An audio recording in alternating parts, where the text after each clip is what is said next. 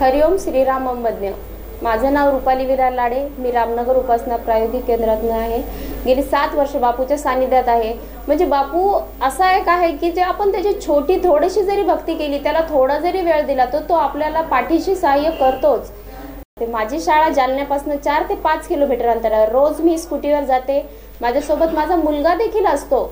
पावसाळ्याचे दिवस होते, आता ऑगस्टचीच गोष्ट आहे, त्यामुळे शाळेत जाताना रोज एक खड्डा असा मध्ये आहे रस्त्याला. तो मला माहिती आहे की रोजचं म्हणजे माझं रुटीन येण्या जाण्याचं असल्यामुळे तो खड्डा तिथे आहे हे मला माहिती आहे. पण एक दिवशी अचानक इतका पाऊस पडला की तो खड्डा पूर्ण पाण्याने भरला होता आणि मी माझ्या विचारातच असल्यामुळे, शाळा सुटल्यामुळे थोडं गाडी फास्ट चालवत घरी जात होते.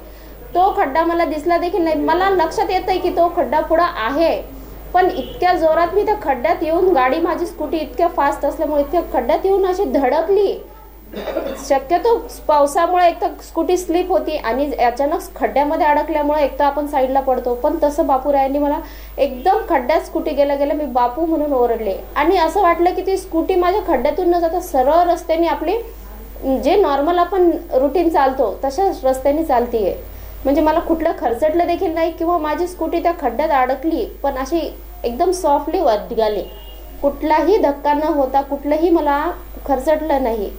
खरंच खूप खूप अंबज्ञ. हरिओम श्रीराम.